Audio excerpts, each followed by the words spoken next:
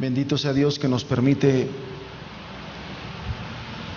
la bendición de la libertad para poder adorarle, conocerle,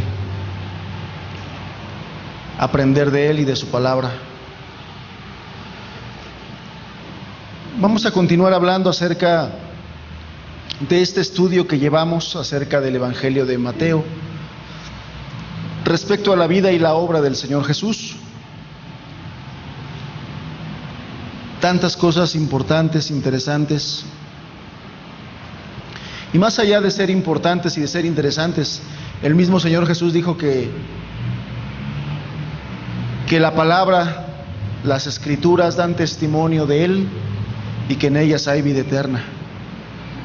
Entonces, es una bendición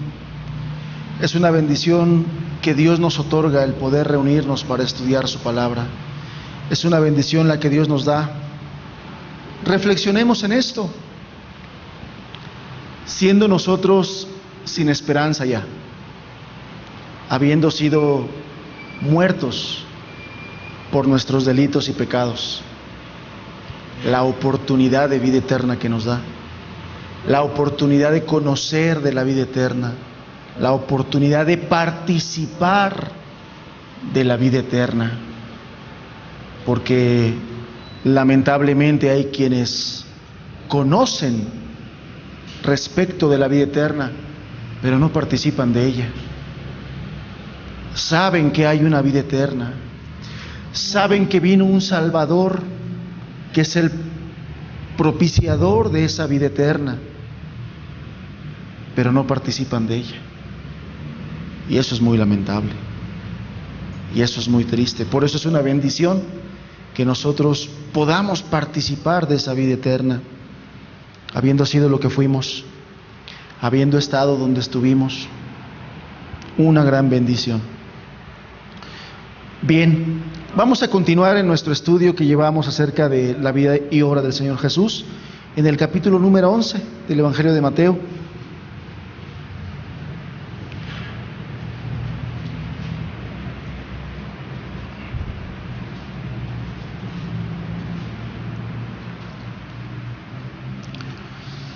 Y yo quisiera iniciar el día de hoy con un repaso breve de los versículos que el hermano Julio hace 8 días les compartió. ¿Por qué? Porque de ahí vamos a partir, y de ahí en realidad surge la importancia del versículo que vamos a estudiar hoy, que es el versículo número 12. El versículo número 12 dice: desde los días de Juan el Bautista hasta ahora, el reino de los cielos sufre violencia y los violentos lo arrebatan. Muchas cosas pudiéramos nosotros pensar y estudiar respecto de este versículo, pero me es importante que analicemos el contexto, porque creo que en realidad la importancia de ese versículo está en el contexto. Y el contexto dice así, vamos a leer desde el verso 1 en adelante. Dice: cuando Jesús terminó de dar instrucciones a sus 12 discípulos, cosa que ya leímos y estudiamos, como Jesús escoge discípulos y les da encomienda, les hace un llamado a la vida eterna y después un llamado al servicio y a participar de la obra del reino de los cielos. Se fue de allí a enseñar y a predicar en las ciudades de ellos. Verso 2: y al oír Juan en la cárcel los hechos de Cristo, le envió 2 de sus discípulos para preguntarle: ¿eres tú aquel que había de venir, o esperaremos a otro? Respondió Jesús, les dijo: id y haced saber a Juan las cosas que oís y veis. Los ciegos ven, los cojos andan, los leprosos son limpiados, los sordos oyen, los muertos son resucitados, y a los pobres es anunciado el evangelio. Y bienaventurado es el que no halle tropiezo en mí. Mientras ellos se iban, comenzó Jesús a decir de Juan a la gente: ¿qué salisteis a ver al desierto? ¿Una caña sacudida por el viento? ¿O qué salisteis a ver? ¿A un hombre cubierto de vestiduras delicadas? He aquí, los que llevan vestiduras delicadas en las casas de los reyes están. Pero, ¿qué salisteis a ver? ¿A un profeta? Sí, os digo, y más que profeta, porque este es de quien está escrito: he aquí yo envío mi mensajero delante de tu faz, el cual preparará tu camino delante de ti. De cierto os digo, entre los que nacen de mujer, no se ha levantado otro mayor que Juan el Bautista, pero el más pequeño en el reino de los cielos, mayor es que él. Desde los días de Juan el Bautista hasta ahora el reino de los cielos sufre violencia, y los violentos lo arrebatan, porque todos los profetas y la ley profetizaron hasta Juan, y si queréis recibirlo, él es aquel Elías que habría de venir. El que tiene oídos para oír, oiga. Vamos a leer hasta ahí y vamos a pedirle a Dios que nos bendiga, que nos ayude. Señor, abre el entendimiento en nosotros, Señor. Padre, abre nuestros ojos a lo espiritual. Ayúdanos a entender tu palabra tal cual tú la dijiste, Señor. Y sobre todo, una vez leída tu palabra, pon en nosotros la urgencia, porque el reino de los cielos sufre violencia. Te lo pedimos en el nombre de tu amado Hijo Jesús. Amén, Señor. Amén.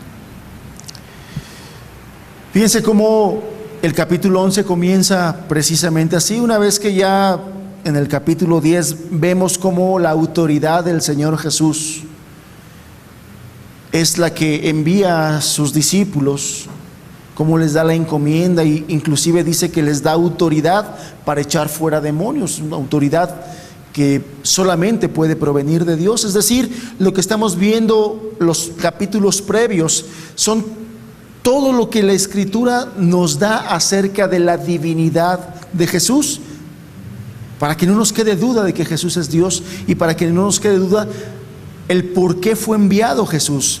Sin embargo, cuando a Juan el Bautista, que ya está preso, que ya está en la cárcel y ya con sus días contados, le empiezan a llegar todas estas cosas a sus oídos, se empieza a enterar de que Jesús andaba por ahí, que está haciendo muchas cosas, pues él llega un momento en que en esa situación de dificultad, pues llegan pensamientos de duda. Tan es así que envía a algunos de sus discípulos a decir: bueno, mira, por favor, cerciórate, pregúntale si Él es el Cristo que estamos esperando o hemos de esperar a alguien más. Entonces van sus discípulos y hablan con Él, con Jesús. Y Jesús, de una manera tan sencilla como es característico en Él, solamente les pone las evidencias y les dice: pues ve y dile a Juan lo que estás viendo, que los cojos andan, que los ciegos están viendo y que el evangelio está siendo predicado. O sea, ve y dile esto, ve y dile las evidencias, lo que tú estás viendo. Y después de eso, cuando Jesús le pone a esos dos discípulos de Juan esas evidencias de que Él es el Cristo, de que no hay otro sino el que ha de venir es Él. Él es el Cristo, el Salvador, el Cordero de Dios. Juan mismo lo presentó delante de la gente: he aquí el Cordero de Dios que quita el pecado del mundo. O sea, Él lo estaba señalando. En algún momento, cuando estaba en el apogeo de su ministerio, Juan mismo señaló a Jesús y le dijo: este es el Cordero, y yo no soy digno ni siquiera de desatar la correa de sus zapatos. Pero en el momento de dificultad, como que de repente dudó y titubeó y quiso estar seguro. Vino entonces estas palabras de Jesús, pero después Jesús cambia un poquito la conversación hacia las personas y les empieza a hablar de lo que es y de quién es Juan el Bautista, al punto que les dice: de los nacidos de mujer, de entre toda la raza humana, no hay mayor profeta que este. Y fíjese que estaba hablando acerca de Isaías, acerca de Jeremías, grandes profetas. Usted y yo que hemos leído esos libros, ¿realmente nos bendice el libro del profeta Isaías, sí o no?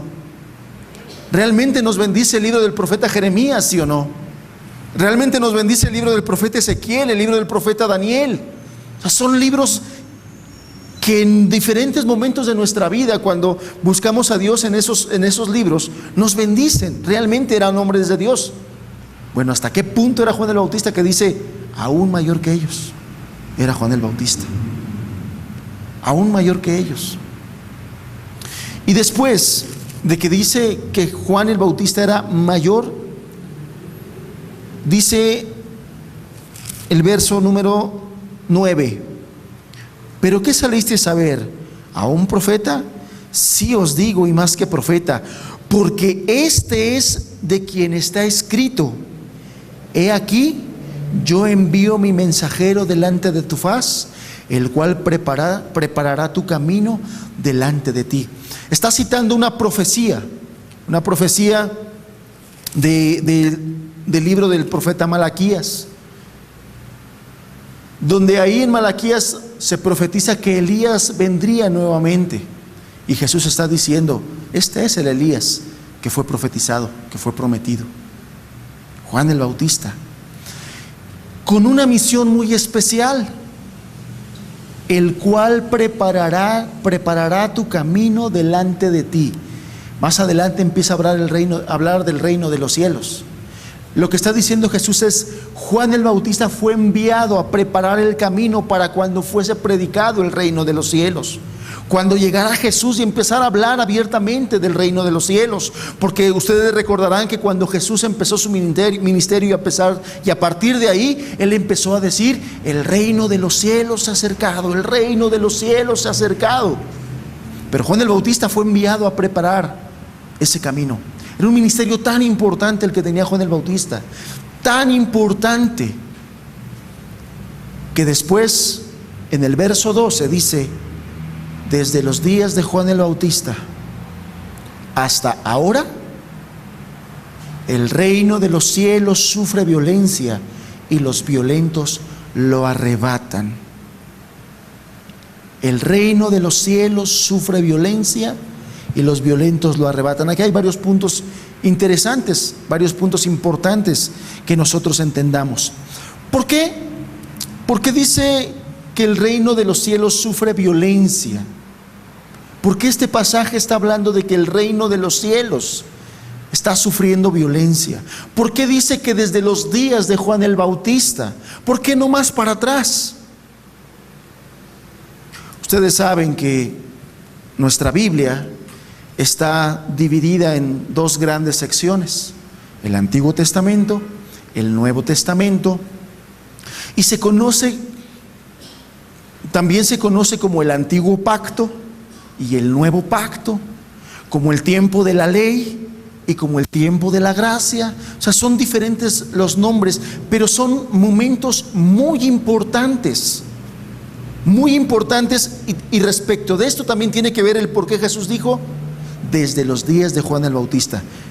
El Nuevo Testamento comienza precisamente con eso, hablando del principio. Los 4 evangelios comienzan de manera diferente, pero todos nos llevan al mismo entendimiento: el nacimiento de Jesús, y algunos hablan previo al nacimiento de Jesús, como inclusive hablan desde cómo fue concebido, o desde el momento en que fue concebido Juan el Bautista, cuando estaba en el vientre de su madre. O sea, es decir, los evangelios hablan precisamente desde los días de Juan el Bautista, cuando estaba en el vientre de su madre, cuando nació, etcétera, etcétera. ¿Por qué? ¿Por qué no antes? Porque se estaba cumpliendo todas las profecías de los profetas antiguos acerca de un nuevo pacto, acerca de ese momento en donde Dios tendría misericordia de los hombres, puesto que Dios sabía que los hombres estaban extraviados, muertos, y que no podían nada hacer por sí mismos para poder tener esa vida eterna.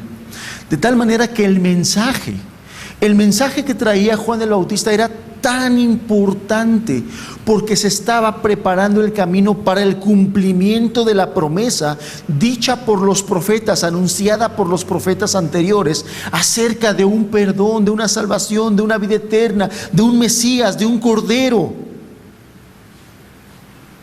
Por eso era tan importante, porque a Juan el Bautista se le dio el ministerio de preparar el camino de ese gran momento, de esa gran etapa de la gracia.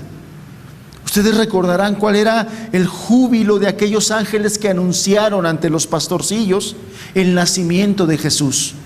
¿Qué era lo que decían? Primero alababan al Señor y decían: gloria a Dios en las alturas y en la tierra paz. ¿Cómo podía haber paz en la tierra cuando todos los hombres estaban muertos en sus delitos y pecados? Cuando todos los hombres estaban entregados a un carácter corrompido.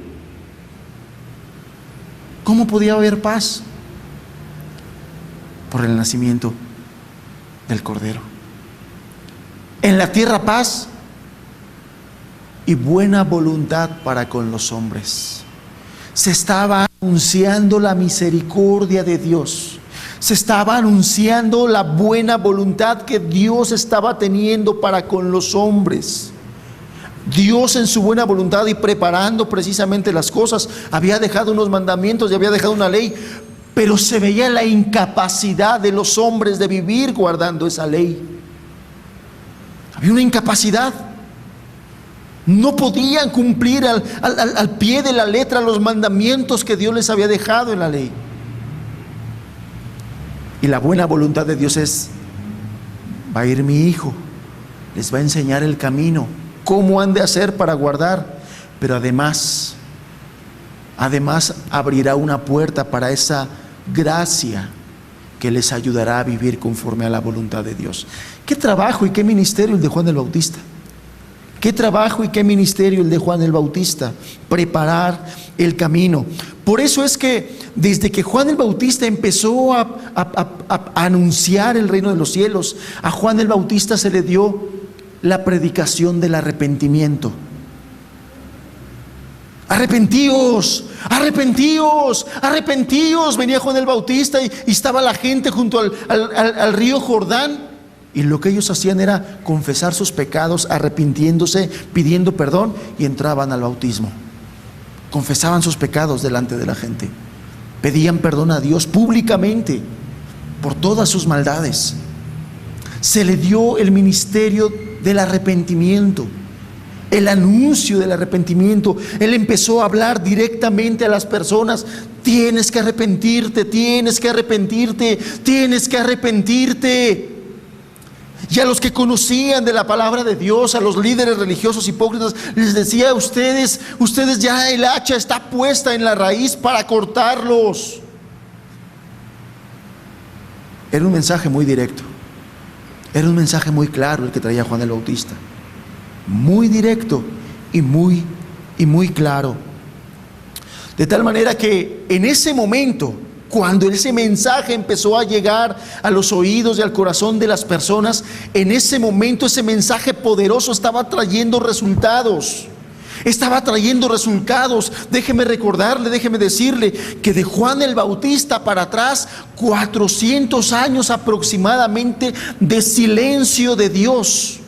Entre el Nuevo Testamento, entre el primer libro del Nuevo Testamento y el último libro del Antiguo Testamento, transcurrieron casi 400 años de silencio de Dios. No hubo profeta, no hubo palabra, no hubo nada. 400 años. 400 años. Muchísimo tiempo donde Dios guardó silencio. De tal manera que el mensaje de Juan el Bautista era una luz enorme. De tal manera que la voz de Juan el Bautista, respaldada por Dios, era una esperanza enorme para la gente que ya se habían acostumbrado a una religión muerta. El judaísmo, el fariseísmo, religiones muertas.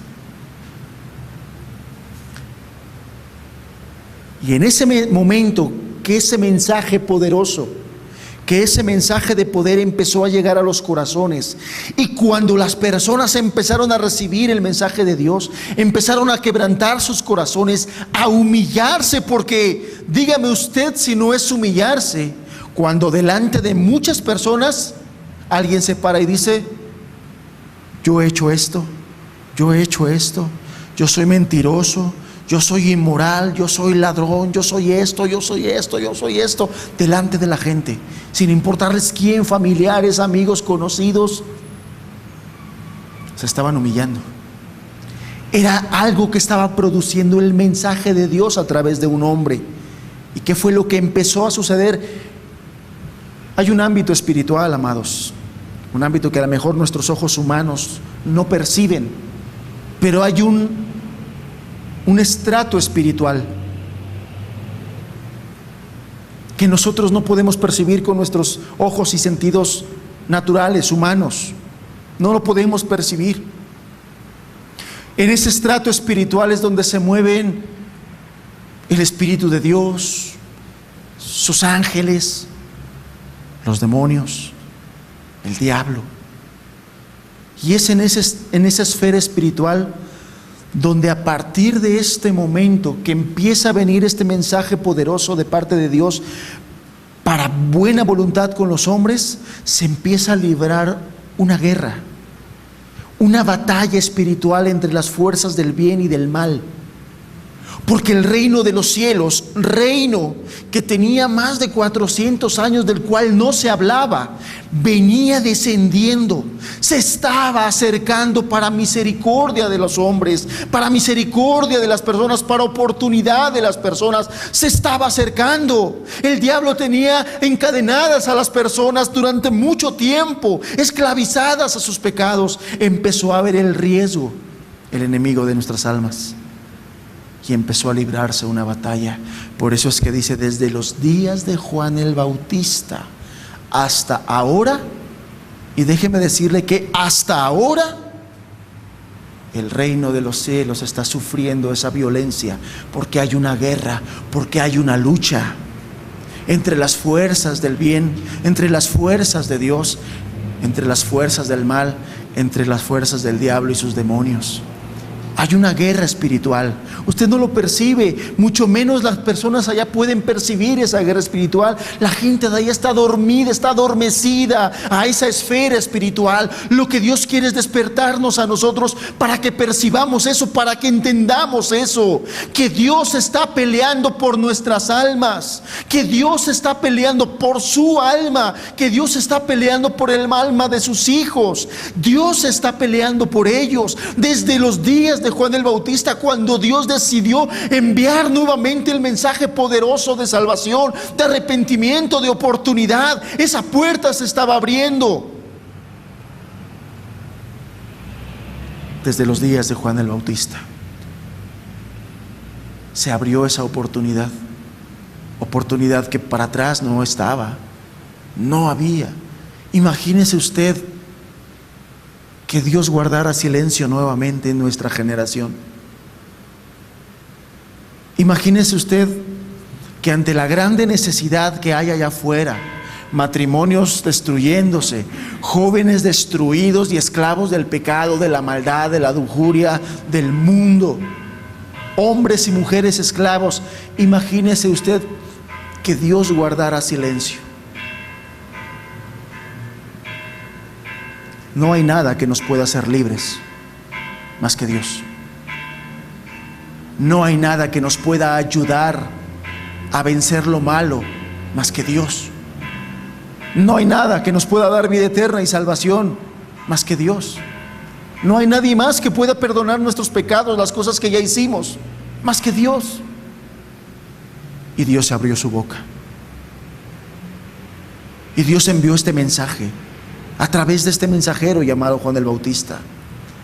Pero su mensaje era directo, su mensaje era claro: tienen que arrepentirse, tienen que arrepentirse para poder romper esas cadenas de esclavitud tienen que arrepentirse, tienen que dolerse de haberse deleitado tanto tiempo en la maldad, en las cosas que lastiman el corazón de Dios. Tienen que arrepentirse y lamentarse de ello. Tienen que llorar, tienen que humillarse, tienen que pedir perdón a Dios, porque es una grande oportunidad la que Dios nos da. Pero se requiere que Dios mire en nosotros que de verdad anhelamos esa oportunidad, que de verdad queremos apartarnos de esos malos caminos, que ya no queremos atentar más contra nuestro Creador, contra nuestro Dios. Por eso es que desde los días de Juan el Bautista, él anunciaba la venida de ese reino, y por eso predicaba directamente el mensaje de arrepentimiento. Todo esto nos deja ver que las cosas espirituales, amados, las cosas espirituales son muy serias.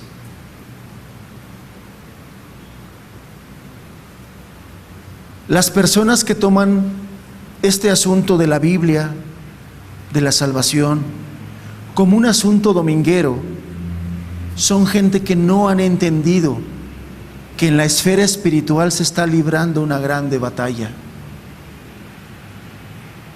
cuyo botín es su alma y es la mía. La gente que toma estas reuniones donde estudiamos la Biblia con temas serios y son importantes, pero que nada más lo toma como un pasatiempo de domingo, no están entendiendo la importancia de su espiritualidad, de su alma. Las personas que solamente toman la religión como un asunto de domingo, es como aquellos que dicen: yo el domingo juego fútbol. Otro dice: yo el domingo me voy al parque. Yo el domingo me voy a pasarla bien y a divertirme. Yo el domingo me voy de compras. Y otro dice: yo el domingo me voy a la iglesia. No hay diferencia entre uno y otro. No hay diferencia. Por eso las cuestiones espirituales son mucho más allá de religión. Son mucho más allá de yo soy de esta religión, de esta denominación. Es mucho más allá. Hablar de religión, cuando hablamos de la Escritura, no estamos hablando de lo mismo. La religión no tiene nada que ver con la vida eterna. No tiene nada que ver con eso. El Señor Jesús no vino a hablarnos de religión, nos vino a hablar de la imposibilidad que son nuestros pecados para ser salvos. Nos vino a hablar de su grande amor y de la oportunidad que Él nos da. De eso nos vino a hablar.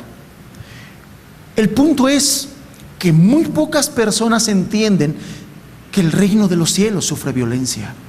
Muy pocas personas entienden que hay una esfera espiritual que nuestra humanidad natural no nos permite percibir, pero que ahí está. Que ahí está, que el día de hoy y que en este momento las fuerzas de Dios, su Espíritu Santo, está luchando contra las cadenas que te tienen atado, porque quiere liberarte, porque quiere darte nueva oportunidad. Y porque a lo mejor hay algunos aquí que no me están diciendo: ay, ojalá y no se tarde mucho porque estoy muy cansado y me quiero ir a descansar. Cuando el Espíritu Santo está peleando por ti, está queriendo ganar tu alma, está queriendo vencer las fuerzas del mal que a varios tienen todavía encadenados. Entonces, las cosas espirituales son muy serias y requieren de radicalidad de parte nuestra y requieren de decisiones firmes. ¿Por qué? Porque el mismo Señor Jesucristo en este pasaje nos está diciendo que si hay violencia es porque va a haber oposición, es porque Él mismo en esa esfera espiritual está teniendo oposición. El diablo no quiere que el pecador sea libre. El diablo, que va a estar perdido por la eternidad, quiere que muchos de ustedes y que yo también esté perdido por la eternidad. Por lo tanto, no quiere no va a dejar que lleguemos a esa vida eterna, no va a dejar tan sencillamente que entremos por la puerta estrecha y que andemos por el camino angosto. Él nos quiere presentar y constantemente va a hacernos que nosotros pensemos que es mejor caminar por el camino amplio, espacioso, porque es más fácil y porque no es difícil. Es el mismo diablo el que ha instituido religiones en esta tierra. Las religiones no son de Dios, son la peor maldición que puede tener esta tierra, porque hacen pensar a la gente que están bien y que estarán con Dios, y al final de los tiempos no va a ser así. Las religiones las instituyó el demonio para engañar, para confundir. La Biblia nos pone un ejemplo de algo muy parecido a las religiones el día de hoy: la Torre de Babel. La Torre de Babel fue construida por hombres que en su humana sabiduría y en sus pensamientos equivocados pensaron que con sus esfuerzos humanos podrían llegar a Dios, y empezaron a construir una torre muy alta pensando: así vamos a llegar a Dios, vamos a llegar al cielo. Las religiones es lo mismo que Babel, porque en ellas piensan que pueden hacer cosas para llegar al cielo. Y la única forma para llegar al cielo es Jesucristo. No hay otra forma, no hay otro nombre, no hay un papa, no hay un apóstol, no hay un gran predicador, no hay un ungido o iluminado en nuestros días. El ungido de Jehová se llama Cristo, el Mesías. Entonces, siendo conscientes de esta esfera espiritual, de que hay una lucha, el día en que tú tienes una tentación, en la esfera espiritual hay una lucha. El día en que tú estás desanimado, en la esfera espiritual hay una lucha. El Señor te quiere levantar, el diablo te quiere hundir. Hay una lucha. El día que estás siendo tentado por algo, el diablo te quiere que caigas en esa tentación, el Señor te quiere dar la salida a esa tentación. Pero hay una lucha, hay una confrontación constante.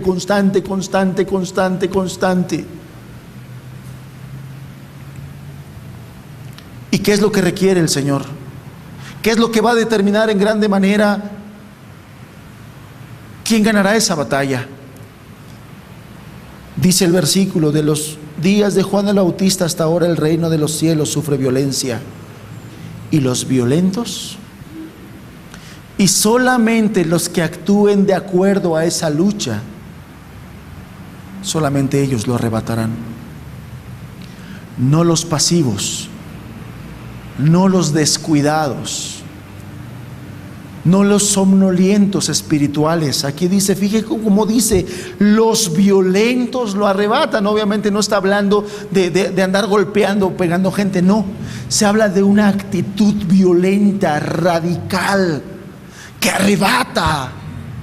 Por eso dice aquí, los violentos lo arrebatan. Está hablando de radicalidad, hermanos. Está hablando de decisiones firmes. No está hablando de juguetear. No está hablando de somnolear o de dormitar. No está hablando de ser indiferentes. No está hablando de ser pasivos. No está hablando de eso. Está hablando totalmente lo contrario. Arrebatar, tener una actitud aguerrida. Estar acordes a la batalla que se está librando. ¿Alguien alguna vez ha visto que en medio de una batalla haya un soldado descuidado, despistado y salga con ella con vida? No. Está en medio de una lluvia de balas. Las metrallas, los cañones, las bombas. El soldado descuidado no la libra. No la libra.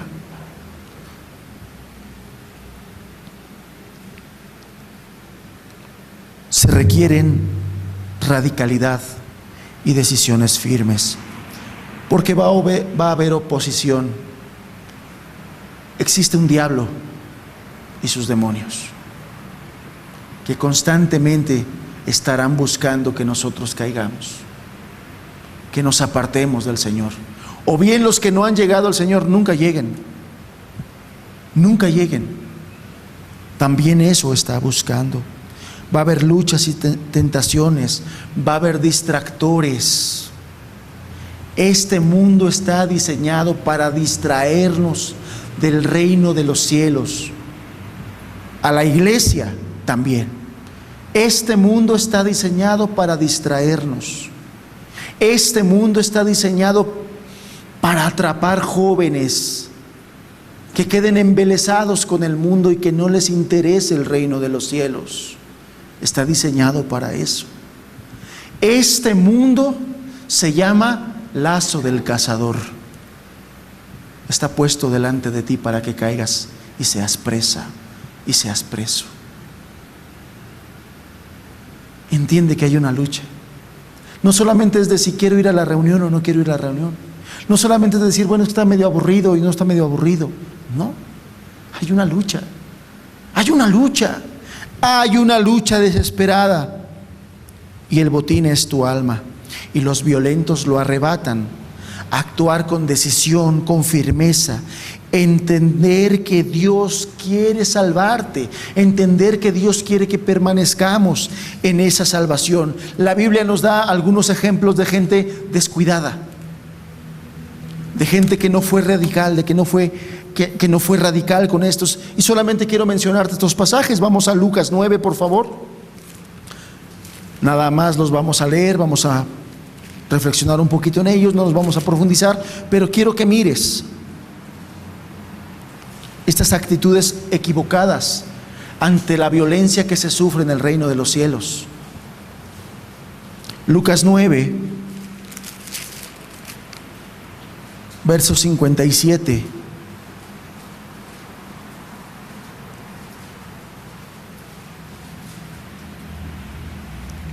Dice, y yendo ellos, uno le dijo en el camino, Señor, te seguiré a donde quiera que vayas.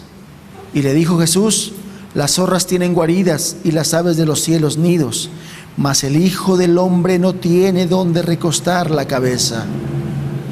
Le dijo a otro, sígueme. Él le dijo, Señor, déjame que primero vaya y entierre a mi Padre. Jesús le dijo, deja que los muertos entierren a sus muertos, y tú ve y anuncia el reino de Dios. Entonces también dijo a otro, te seguiré, Señor, pero déjame que me despida primero de los que están en mi casa. Y Jesús le dijo, ninguno que poniendo su mano en el arado mira hacia atrás es apto para el reino de Dios.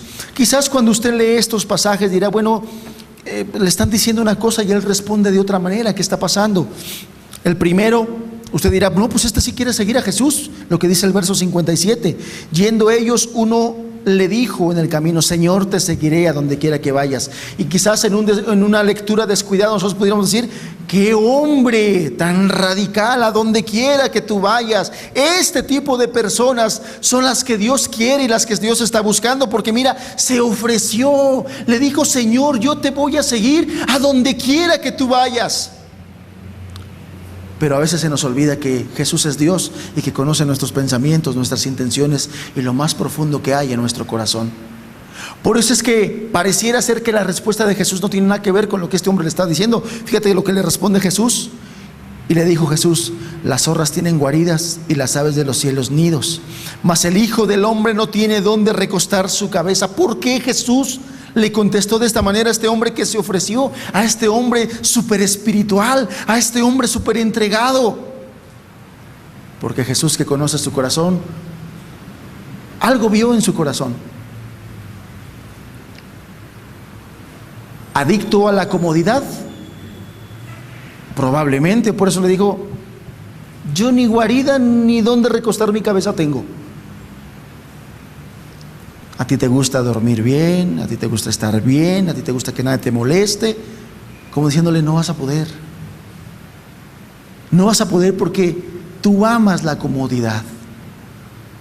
Tú amas las riquezas. A lo mejor vio un amor por las riquezas, cosa que muchos cristianos el día de hoy tienen en su corazón, un amor por las riquezas.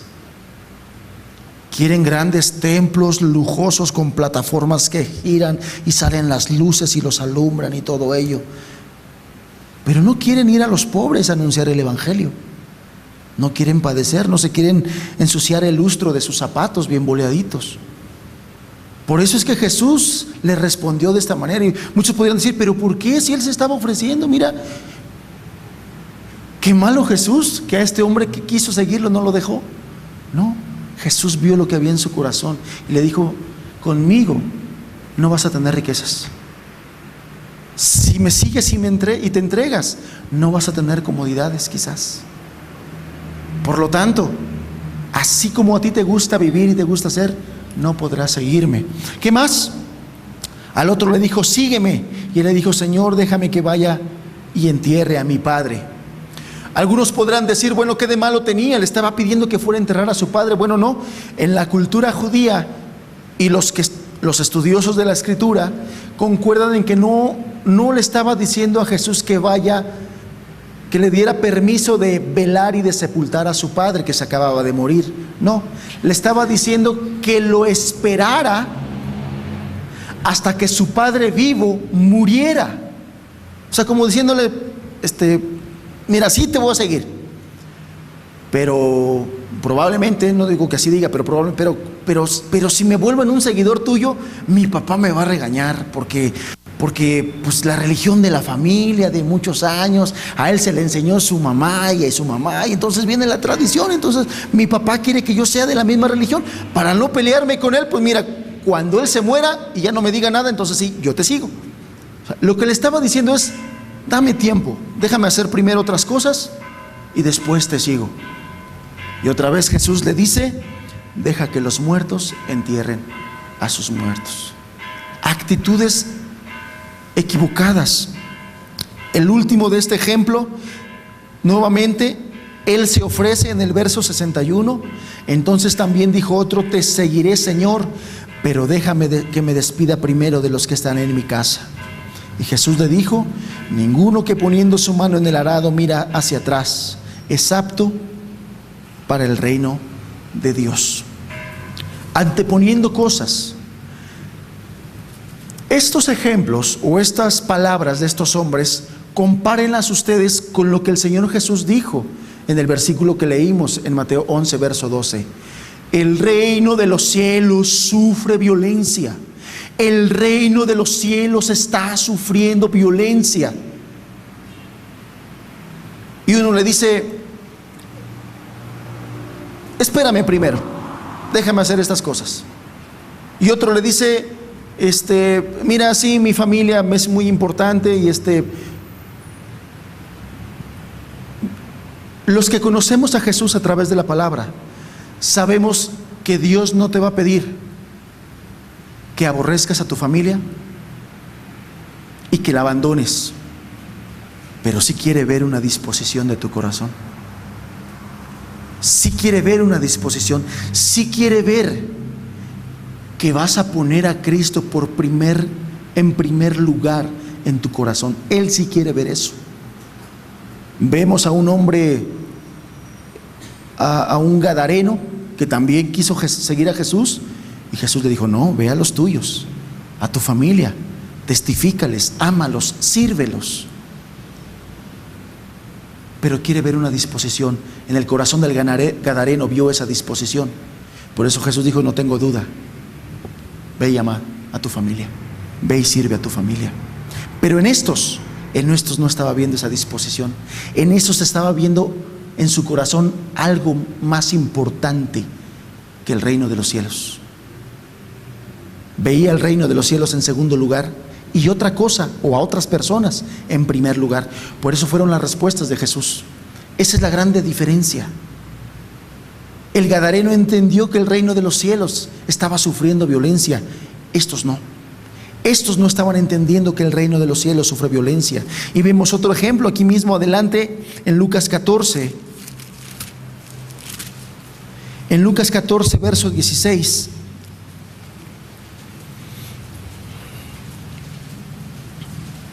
Dice, entonces Jesús le dijo, un hombre hizo una gran cena y convidó a muchos. Y a la hora de la cena envió a su siervo a decir a los convidados, venid, que ya todo está preparado. Y todos a una comenzaron a excusarse. El primero dijo: he comprado una hacienda y necesito ir a verla. Te ruego que me excuses. Otro dijo: he comprado 5 yuntas de bueyes y voy a probarlos. Te ruego que me excuses. Y otro dijo: acabo de casarme y por tanto no puedo ir. Vuelto el siervo hizo saber estas cosas a su señor. Entonces, enojado, el padre de familia dijo a su siervo: ve pronto por las plazas y las calles de la ciudad y trae acá a los pobres, a los mancos, los cojos, los ciegos. Y dijo el siervo: Señor, se ha hecho como mandaste y aún hay lugar. Dijo el Señor al siervo: ve por los caminos y por los vallados y fórzalos a entrar, para que se llene mi casa. Otra vez vemos la misma actitud.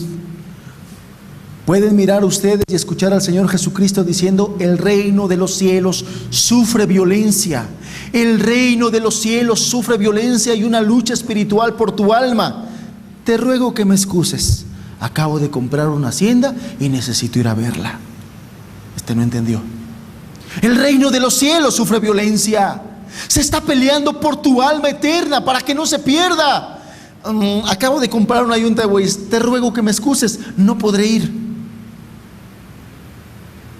¿Cuántos y cuántos vemos en la misma actitud del día de hoy? Vemos al Espíritu Santo hablándote, diciéndote: el reino de los cielos sufre violencia. Buscad al Señor mientras pueda ser hallado. Llamadle en tanto que está cercano. ¿Y cuántas pueden ser las excusas? Tengo que hacer esto, tengo que hacer lo otro, pienso que es así, estoy tan ocupado, estoy tan cansado, quiero hacer primero esto, quiero hacer primero esto otro. ¿Quién de nosotros tiene la vida comprada? ¿Quién de nosotros sabe hasta qué día viviremos? Nadie de nosotros. Por lo tanto, hermanos, a la iglesia, día con día hemos de mantenernos fieles al Señor, porque no sabemos el día en que nos ha de llamar, porque no sabemos cuándo ha de venir el padre de familia, porque como aquellas vírgenes debemos estar nosotros con nuestra lámpara encendida y llena de aceite, no sea que el esposo venga y nos halle durmiendo, porque el reino de los cielos sufre violencia. Porque el reino de los cielos sufre violencia. Y porque el Señor sabe que si en algún caso, en alguno de nosotros vendrá una situación fuerte que quizás no soportemos, donde esté en riesgo nuestra alma y nuestra situación, capaz es el Señor de llevarnos antes para no poner en riesgo nuestra alma.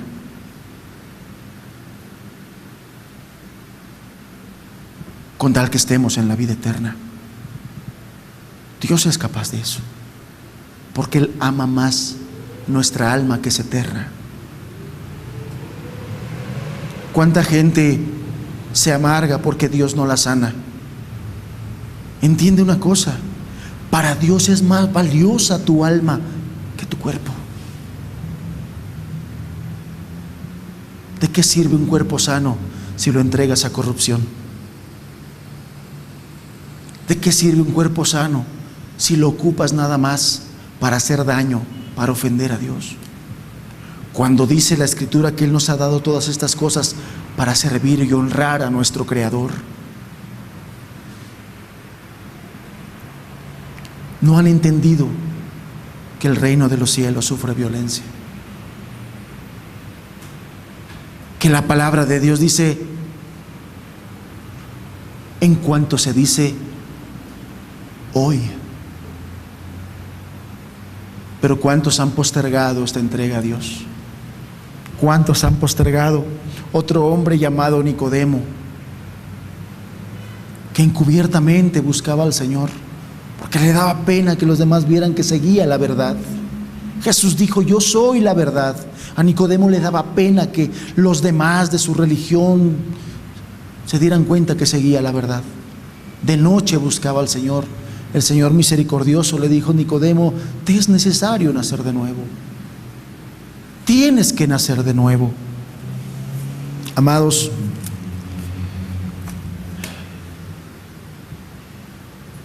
si el Señor, tomando el contexto del versículo que estamos leyendo, se estaba dando testimonio de quién era Jesús,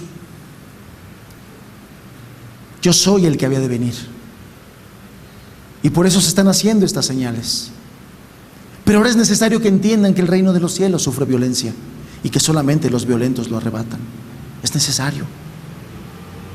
Tomando ese mismo contexto, ¿a cuántos de ustedes ha dado testimonio el Espíritu de que Jesús es Dios y de que se requiere que haya un acercamiento en humildad, en arrepentimiento, en fe?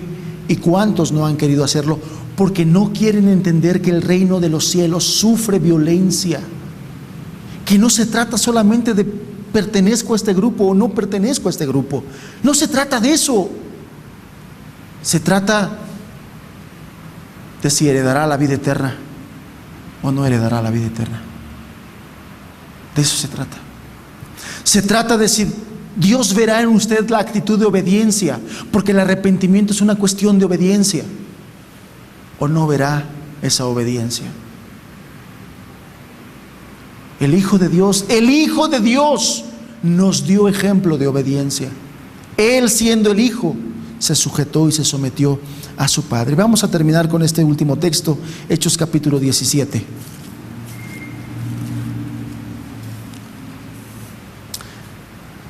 Y a mis hermanos y hermanas, el reino de los cielos sufre violencia.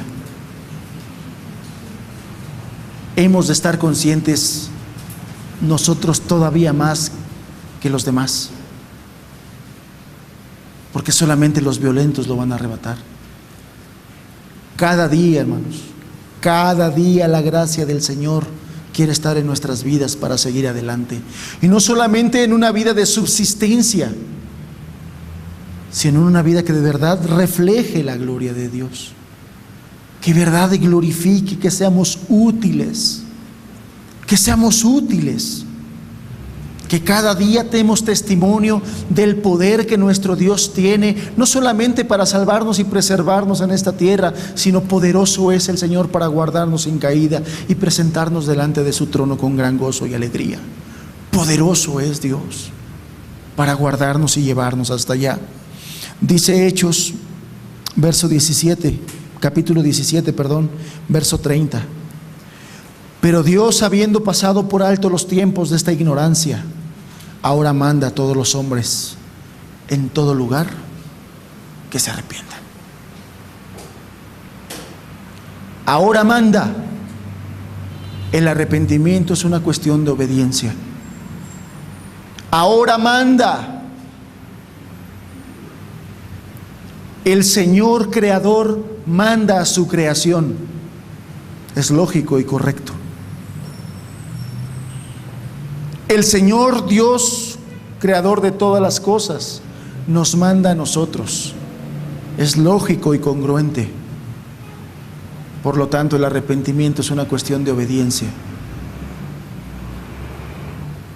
El arrepentimiento es una cuestión de obediencia. Y si pensábamos que el arrepentimiento solamente es para los incrédulos, no, hermanos. El arrepentimiento también es una actitud en la cual debemos vivir los cristianos cada día. No estoy diciendo que los cristianos debemos vivir arrepintiéndonos todos los días. Lo que estoy diciendo es que los cristianos debemos estar en una actitud de humildad todos los días. Humildad ante el Señor. Porque es precisamente esa humildad lo que caracteriza el verdadero arrepentimiento. Es esa humildad la que pone al pecador en una condición que cuando el pecador confiesa sus pecados, su gracia actúe para perdonarle. El arrepentimiento es una actitud en la cual el cristiano debe vivir cada día, en una actitud de humildad, sometidos al Señor, para que cuando nos hable, escuchemos, para que cuando nos reprenda, entendamos y corrijamos. El arrepentimiento es una actitud constante en la vida del cristiano, constante. Y aquí dice, habiendo pasado por alto los tiempos de esta ignorancia. ¿Cuáles eran los tiempos de esta ignorancia? Desde antes de que se predicara el evangelio de arrepentimiento, desde antes de que llegara a nosotros el evangelio del arrepentimiento. Ese es el tiempo de esta ignorancia. Pero ahora que ya lo conocemos, nos manda el Señor.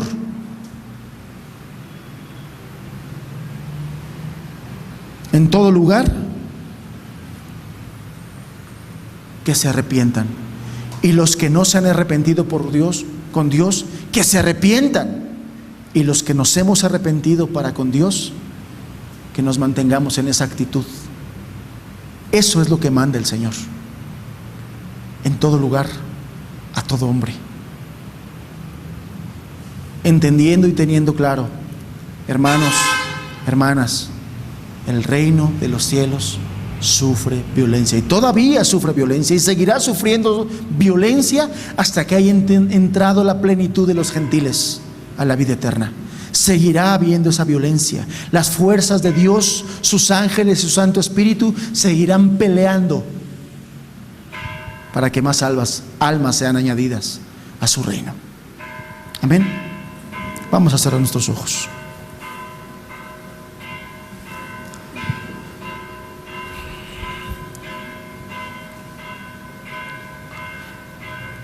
Padre, mantén a tu pueblo despierto, en una actitud de arrebatar, Señor,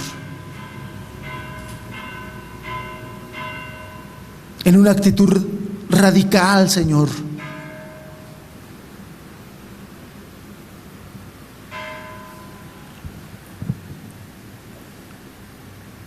No permitas que nuestros ojos espirituales se suman en un sueño y caigan en el letargo, en la somnolencia espiritual, Señor. Despiértanos. Manténnos velando y orando, Señor. Vigilantes, activos, que no nos hagamos inútiles, Señor, pues de eso nos rescataste, de ser inútiles, Señor.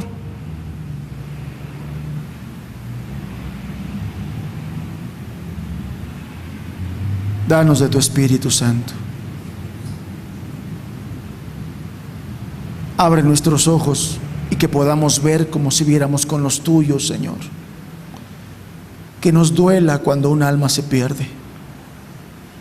Que nos duela cuando un alma pasa la eternidad sin haberte conocido, sin haberse entregado y humillado a ti.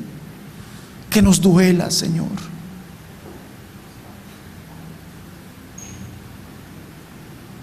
Que seamos de esos violentos que arrebatan, porque no hemos arrebatado, Señor. Porque a veces como que queremos pedirle permiso al diablo para quitarle las almas que son tuyas.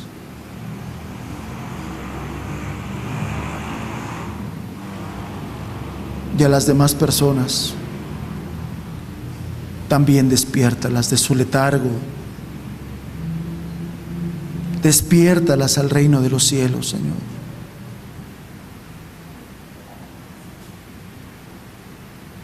Porque el reino de los cielos se ha acercado y porque sufre violencia hasta el día de hoy. Padre, pedimos tu ayuda cada día, Señor, en el nombre de Jesús. Amén, Señor. Amén.